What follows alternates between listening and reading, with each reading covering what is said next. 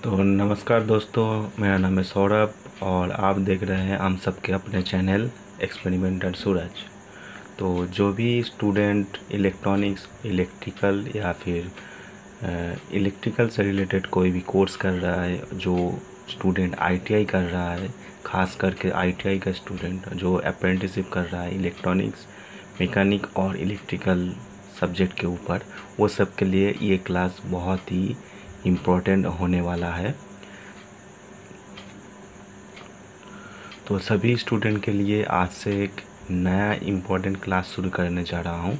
इस क्लास में इलेक्ट्रॉनिक्स और इलेक्ट्रिकल का बेसिक से एकदम एक्सपर्ट तक पूरा फुल क्लास करवाऊँगा। एकदम बेसिक से एक्सपर्ट बना दूँगा, पूरा फाउंडेशन क्लास की तरह। ठीक है, तो चलिए देरी ना करते हुए शुरू करते हैं। तो क्लास अगर अच्छा लगे, वीडियो अच्छा लगे तो शेयर करना, लाइक करना, कमेंट करना और चैनल को सब्सक्राइब करके बेल आइकन को ज़रूर प्रेस कर देना। लाइक करना मत भूलिएगा। तो चलिए शुरू करते हैं। तो आप सबको दिख रहा होगा, आज का पहला टॉपिक है इलेक्ट्रिकल बेसिक्स।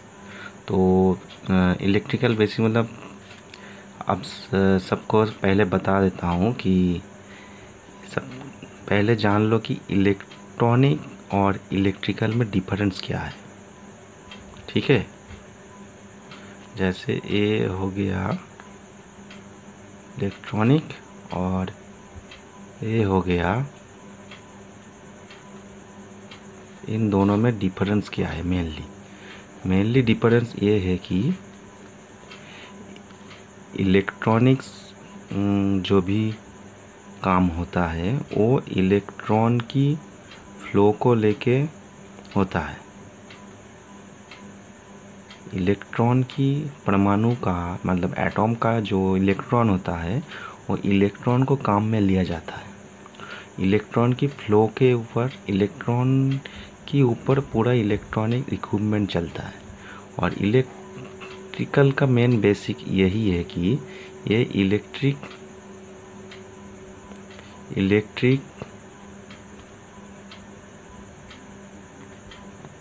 चार्ज को लेके काम होता है। इलेक्ट्रिक चार्ज मतलब करंट को लेके काम किया जाता है। इलेक्ट्रॉनिक्स डिवाइस हमेशा स्मॉल होता है इलेक्ट्रिकल डिवाइस के तुलना में, और इलेक्ट्रिकल डिवाइस या कोई भी इक्विपमेंट बहुत बड़ा होता है, जैसे पावर प्लांट में जो सब डिवाइस रहता है। इलेक्ट्रॉनिक्स में डीसी सप्लाई काम में लिया जाता है। डीसी के बिना इलेक्ट्रॉनिक्स कोई भी इक्विपमेंट नहीं चलेगा। और इलेक्ट्रिकल में ज़्यादा से ज़्यादा एसी सप्लाई काम को लिया जाता है। और एसी और डीसी क्या है मैं अभी बताता हूँ। ठीक है, तो एसी और डीसी करंट को बताने से पहले मैं बता देता हूँ कि सबसे पहले जान लो कि इलेक्ट्रॉन होता क्या है। इलेक्ट्रॉन एक्चुअली होता क्या है। जैसे मान लो एक एटम है, ठीक है, और एटम के सेंटर में ये हो गया न्यूक्लियस। न्यूक्लियस के अंदर क्या रहता है, प्रोटॉन। जैसे यहाँ प्रोटॉन रहता है और प्रोटॉन के आसपास न्यूट्रॉन रहता है। यहाँ पे न्यूट्रॉन रहता है। ठीक है, तो मान लो यहाँ प्रोटॉन अगर एक रहेगा तो यहीं पे न्यूट्रॉन भी एक ही रहेगा। ठीक है, और यहाँ पे होता है ऑर्बिट। यहाँ पे होता है ऑर्बिट। इस ऑर्बिट में ऐसे इलेक्ट्रॉन रहता है, ऐसे इलेक्ट्रॉन रहता है। इलेक्ट्रॉन बेसिकली क्या आता है, नेगेटिव चार्ज, और प्रोटॉन होता है पॉजिटिव चार्ज। न्यूट्रॉन का कोई भी चार्ज नहीं होता है, इसका कोई भी चार्ज नहीं होता है, ठीक है। तो यही इलेक्ट्रॉन क्या करता है, चार्ज लेके जाता है, नेगेटिवली चार्ज होता है। यही इलेक्ट्रॉन का फ्लो ही मेनली इलेक्ट्रॉनिक्स में काम में आता है, ठीक है।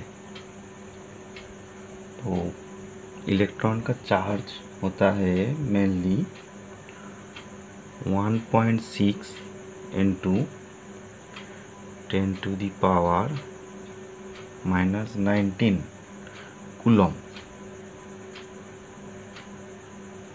कूलम। कूलम्स क्या है, कूलम्स है चार्ज का यूनिट, बाद में मैं बताऊंगा। कूलम्स चार्ज का यूनिट होता है।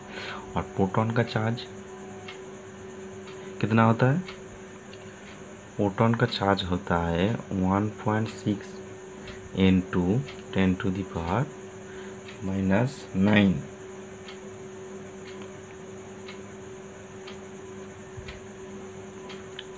ठीक है।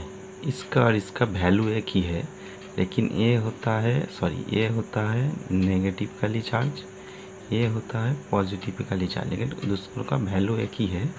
चार्ज का कैटेगरी अलग है, ये पॉजिटिव है और इलेक्ट्रॉन नेगेटिव है, और इसका कोई भी चार्ज नहीं होता, ये न्यूट्रल होता है। ये क्या होता है, न्यूट्रल होता है, ठीक है। तो ये हो गया एक इलेक्ट्रॉन, प्रोटॉन और न्यूट्रॉन का। समझ गए ना आप सब लोग। इलेक्ट्रॉन होता है मेनली यही, और यही इलेक्ट्रॉन सारा काम करता है, इलेक्ट्रिकल चार्ज को लेके जाता है। तो अब देखिए, अब आता है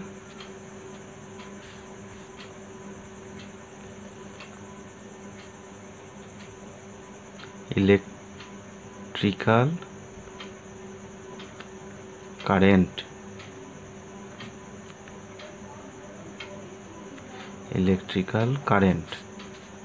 इलेक्ट्रिकल करंट मेनली दो टाइप का होता है। एक होता है एसी मतलब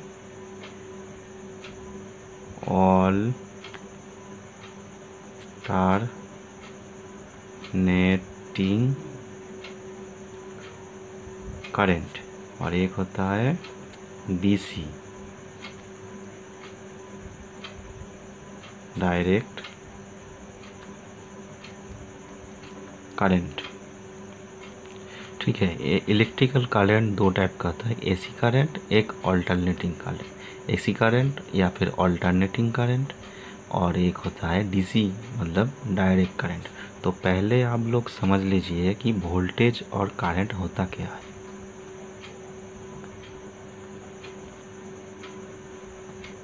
वोल्टेज क्या है, मान लीजिए एक वायर है, इसको मान लेते हैं पॉजिटिव, इसको मान लेते हैं नेगेटिव। अगर हम इसमें मतलब सप्लाई देंगे, करंट सप्लाई अगर इसमें हम देंगे, तो ये पॉजिटिव है, नेगेटिव है। तो यहाँ से करंट इस डायरेक्शन में जाएगा, हमेशा इसी डायरेक्शन में जाएगा चार्ज। ये करंट हमेशा पॉजिटिव से नेगेटिव साइड में ही जाता है। लेकिन अगर बोला जाए इलेक्ट्रॉन का फ्लो कैसे होता है, इलेक्ट्रॉन का फ्लो होगा उल्टा।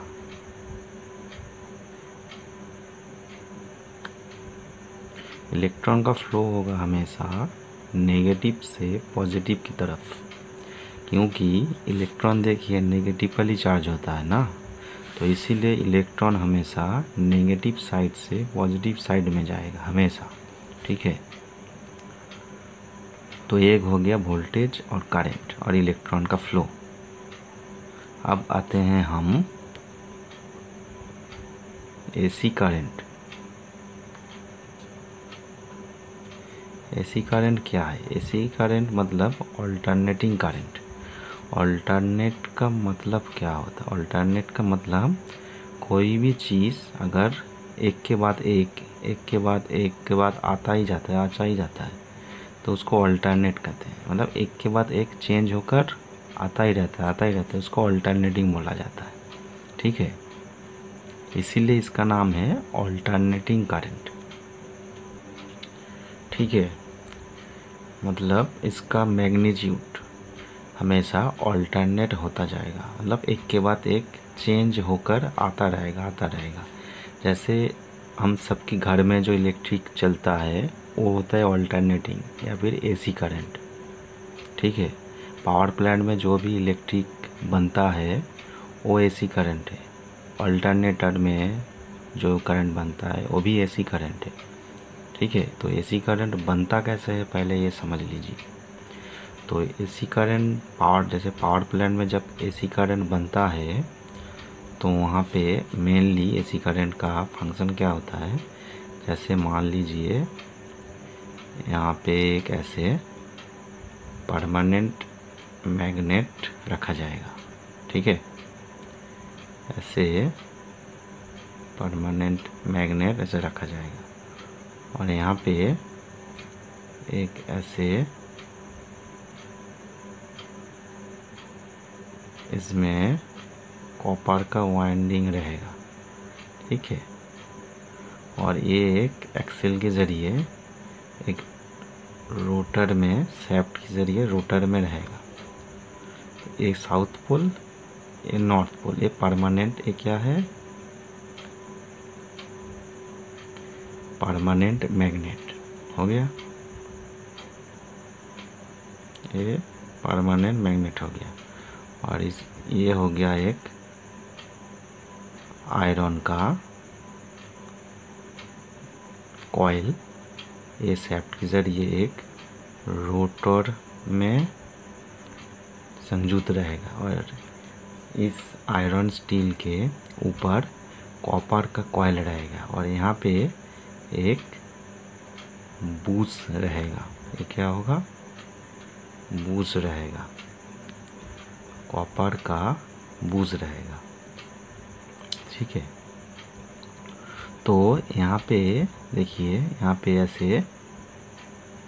ऐसे मैग्नेटिक फील्ड तो होगा, परमानेंट मैग्नेट, यहाँ पे ऐसे मैग्नेटिक फील्ड होगा। तो इस रोटर को जब घुमाया जाएगा तो ये कॉइल भी घूमेगा। तो मैग्नेटिक फील्ड के अंदर जब एक कॉइल शैफ्ट के ज़रिए घूमना स्टार्ट होगा, जब घूमना स्टार्ट होगा तो ये मैग्नेटिक फील्ड को क्या करेगा, ब्रेक करेगा, ये मैग्नेटिक फील्ड को तोड़ता रहेगा। तो आप सब लोग जानते ही हैं, जब भी कोई कॉपर का चीज़, कोई भी मेटल का चीज़ अगर एक मैग्नेटिक फील्ड को तोड़ता है तो उसके अंदर एक एनर्जी जनरेट होता है, इलेक्ट्रिक एनर्जी जनरेट होता है।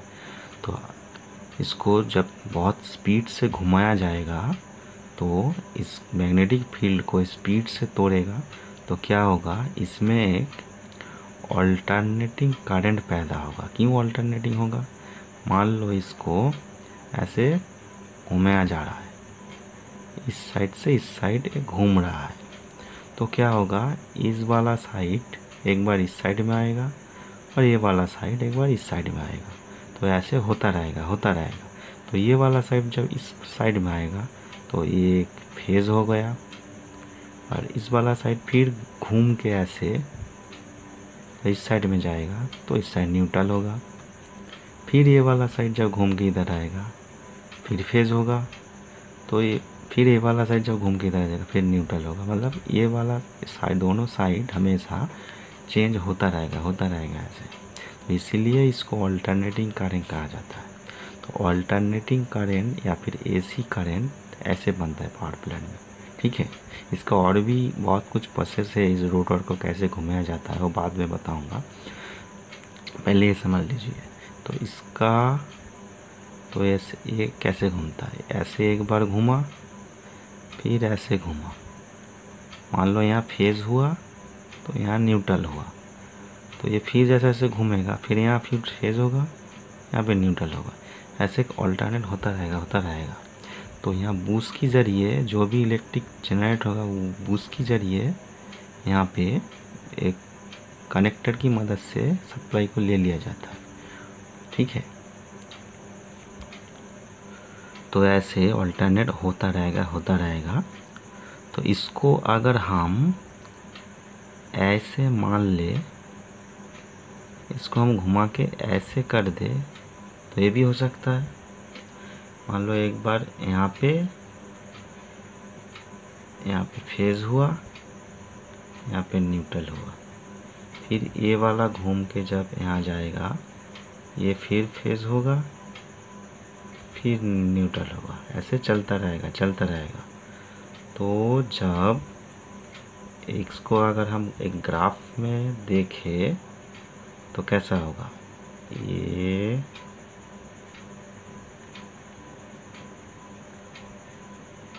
ठीक है। तो ये हो गया है कि एसी या फिर अल्टरनेटिंग करंट का एक ग्राफ। तो यहाँ फेज हुआ, यहाँ न्यूट्रल होगा, ये हो गया पूरा यहाँ से यहाँ तक और यहाँ से यहाँ तक। इसको बोला जाता है एक साइकिल, हुआ ना एक साइकिल। ये 180 डिग्री हुआ, फिर ये 180 डिग्री होगा, टोटल कितना हुआ 360 डिग्री। तो इसको बोला जाता है एक फुल साइकिल।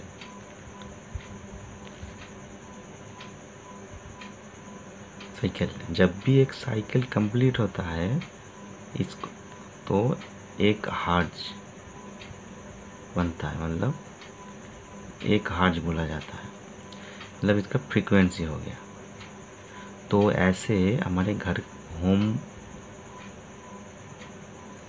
हमारे देश में, इंडिया में एसी करंट का फ्रीक्वेंसी कितना है, 50 हर्ट्ज। बाहर की देशों में कुछ देशों में 60 हर्ट्ज रहता है, लेकिन हमारे देश में 50 हर्ट्ज है। ठीक है, ये रहता है अदर कंट्री में। ठीक है, 50 हर्ट्ज रहता है। 50 हर्ट्ज का मतलब क्या है, हर्ट्ज किसका यूनिट है, हर्ट्ज है फ्रीक्वेंसी मापने का यूनिट। तो एक सेकेंड में जितना साइकिल कंप्लीट करेगा वही होगा उसका फ्रीक्वेंसी का यूनिट, मतलब उतना हर्ट्ज होगा। एक सेकेंड में जितना कंप्लीट करा, एक साइकिल हो गया एक हर्ट्ज। तो 50 हर्ट्ज का मतलब क्या है, 50 साइकिल।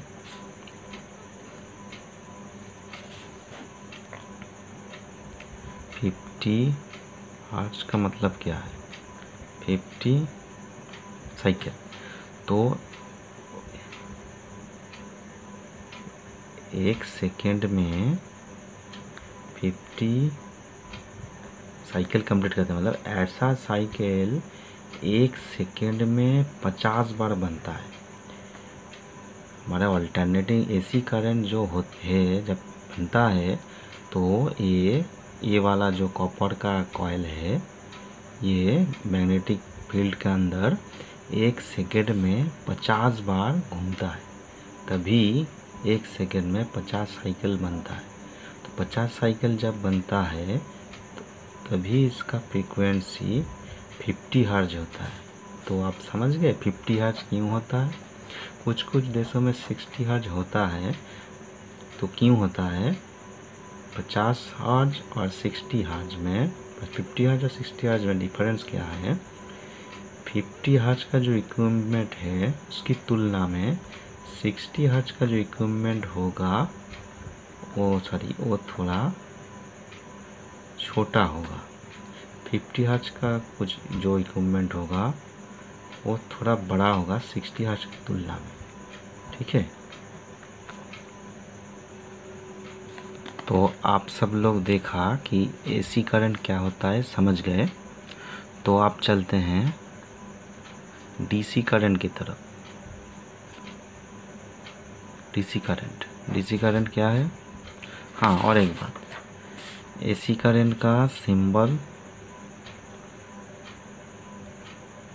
सिंबल क्या होगा, ये ऐसे होगा एसी करंट का सिंबल। ठीक है,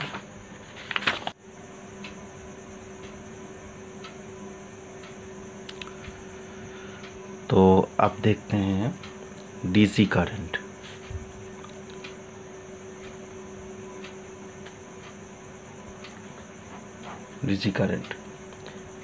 डीसी करंट कहाँ से मिलता है? मेनली बैटरी से ही हम सबको प्योर डीसी मिलता है। इसके अलावा एसी को कन्वर्ट करके भी डीसी मिलता है। तो कैसे कन्वर्ट किया जाता है? बहुत इक्विपमेंट है, एसी टू डीसी कन्वर्टर है, एडाप्टर है,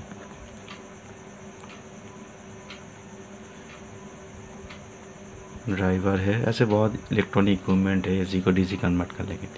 लेकिन मेनली मिलता है बैटरी से डीसी मिलता है हम सबको। ठीक है, तो डीसी का सिंबल होता है ये,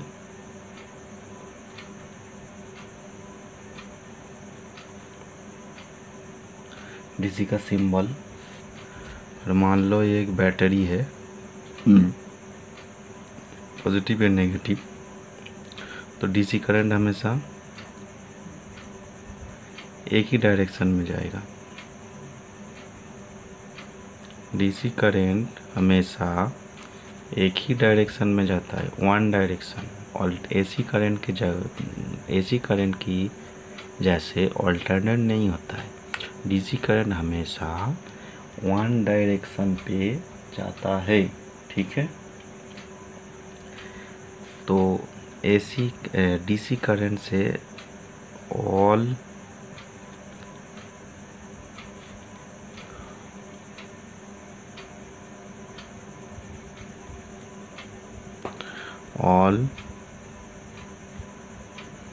इलेक्ट्रॉनिक्स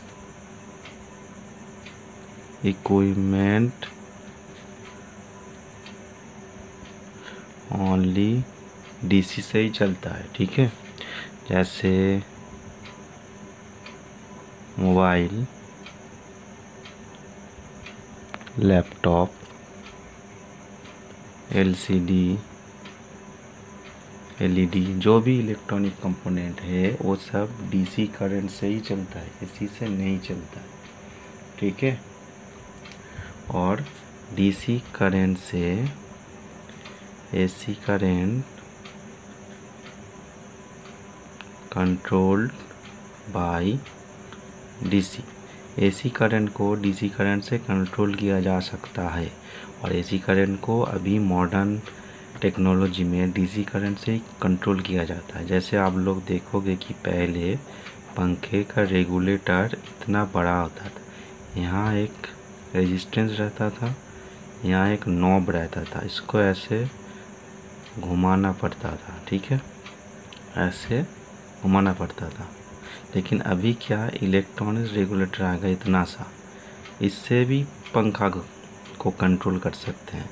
ये एक इलेक्ट्रॉनिक इक्विपमेंट है, इस इक्विपमेंट से हम पंखा एसी से चलता है, तो एसी करंट को हम इस डीसी इलेक्ट्रॉनिक इक्विपमेंट से एसी करंट के चलने वाला पंखा को कंट्रोल कर सकते हैं।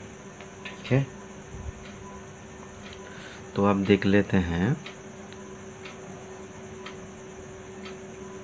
एसी करंट का एडवांटेज क्या है। एसी करंट को हम लॉन्ग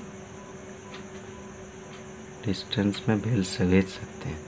जैसे पावर प्लांट में जब एसी करंट बनता है तो उसको डिस्ट्रीब्यूट करने के लिए बहुत दूर तक ऐसे पोस्टर बांध के ऐसे भेजा जाता है। ठीक है, तो हम लॉन्ग डिस्टेंस में आराम से भेज सकते हैं। लेकिन डीसी करंट को भेजा नहीं जा सकता ज़्यादा दूर तक, ज़्यादा दूर भेजेंगे तो उसका करंट वोल्टेज दोनों कम हो जाता है।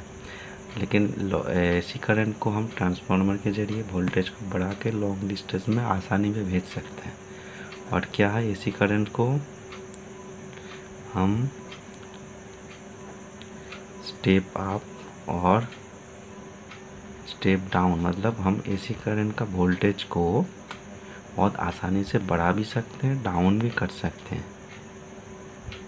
लेकिन डीसी करंट को कम करने के लिए और बढ़ाने के लिए बहुत सारा कॉम्प्लेक्स सर्किट का ज़रूरत पड़ता है। ठीक है।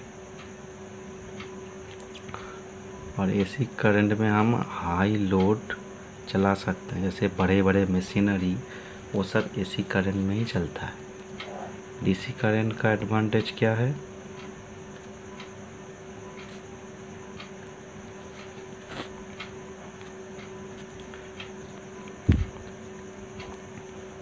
डीसी करंट का एडवांटेज क्या है? All electronic equipment DC current से ही चलता है। ठीक है। इलेक्ट्रॉनिक इक्विपमेंट डीसी करंट के अलावा नहीं चलेगा। और होता है इलेक्ट्रोप्लेटिंग, जैसे कि कोई भी मेटल के ऊपर, जैसे कोई कॉपर की इमिटेशन का जो लड़कियों का गहना होता है, उसमें अगर गोल्ड का प्लेटिंग करना है या निकल का प्लेटिंग करना है तो उसको इलेक्ट्रोप्लेटिंग कहा जाता है। इलेक्ट्रोप्लेटिंग डीसी के अलावा नहीं होगा। ठीक है। और एक सबसे महत्वपूर्ण चीज़ वेल्डिंग। वेल्डिंग हमेशा डीसी करंट से किया जाता है। ठीक है। तो कुछ इलेक्ट्रिकल टर्म्स है,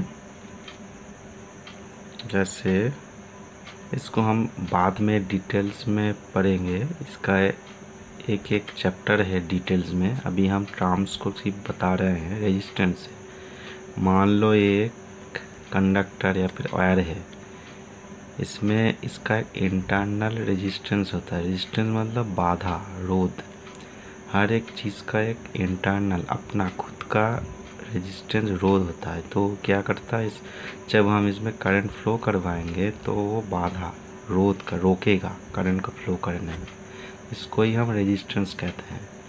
इसको हम आर से डिनोट करते हैं और इसका यूनिट है ओम। ठीक है। और एक है कंडक्टेंस। कंडक्टेंस क्या है? इसका उल्टा है। ये कंडक्टर या फिर वायर है, इसमें कितना करंट फ्लो हो सकता है, वही कंडक्टेंस है। ये रोकता है, ये फ्लो करवाता है। कितना करंट फ्लो होगा वही होता है कंडक्टेंस। ठीक है। अब आता है एम्पियर। एम्पियर मतलब एम्पियर होता है यूनिट ऑफ करंट। करंट का यूनिट होता है एम्पियर। इसको हम, इसका सिंबल है कैपिटल ए और इसको हम डिनोट करते हैं आई से। इसको हम आई से डिनोट करते हैं। ठीक है। मान लो एक कंडक्टर या फिर वायर है। ठीक है। A B, 1 coulomb charge 1 second में अगर ए पॉइंट से बी पॉइंट में जाता है तो ये हो गया, इसका जो मैग्नीट्यूड निकलेगा वो होगा 1 एम्पियर। ठीक है। मैग्नीट्यूड निकलेगा वो होगा 1 एम्पियर और 1 ए। एक कूलम चार्ज 1 सेकेंड में ए पॉइंट से बी पॉइंट जाने से जो मैग्नीट्यूड निकलेगा वो होगा 1 एम्पियर।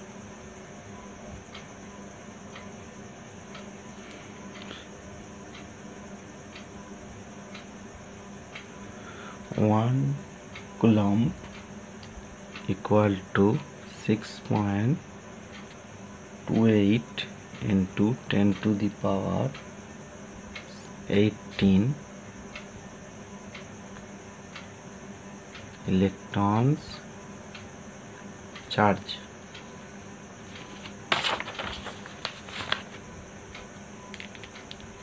मतलब 1 कूलम चार्ज का मतलब होता है 6.28 into 10 to the power 18 electrons का जो चार्ज होता है उसका समान है। तो इसका एक फार्मूला आता है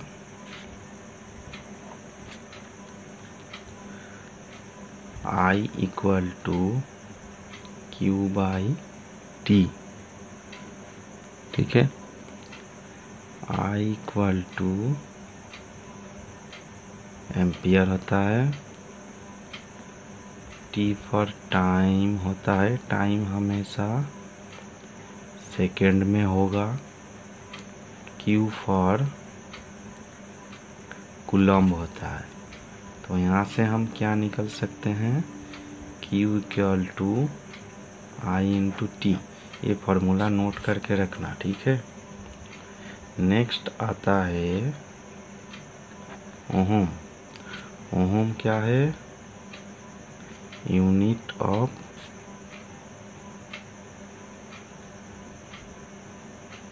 रेजिस्टेंस। रेजिस्टेंस मतलब रोध, बाधा का यूनिट होता है ओहम। मान लो एक कंडक्टर है, पॉइंट ये पॉइंट बी, ठीक है।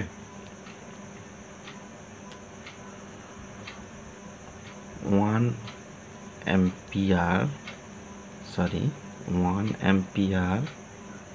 करेंट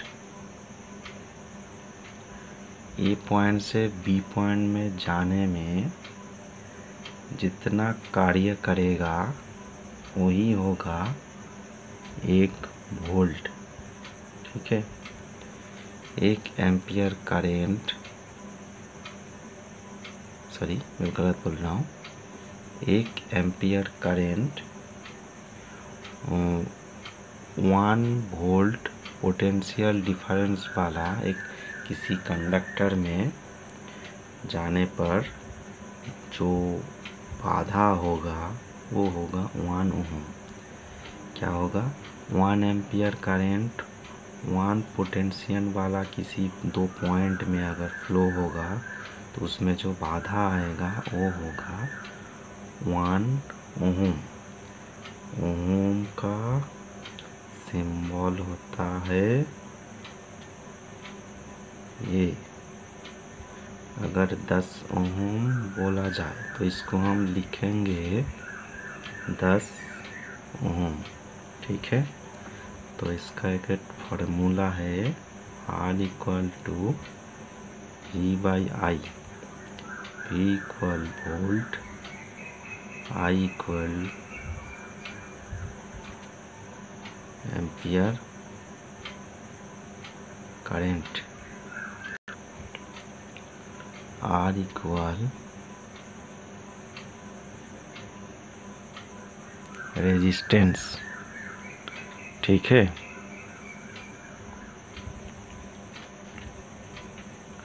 तो यहाँ से हम V equal to I into R लिख सकते हैं।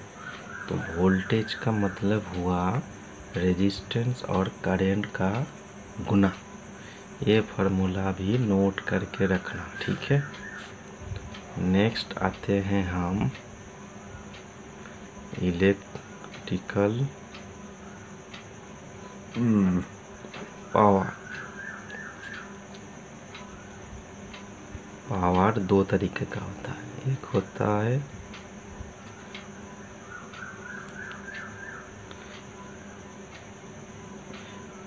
मैकेनिकल, एक होता है मैकेनिकल पावर, एक होता है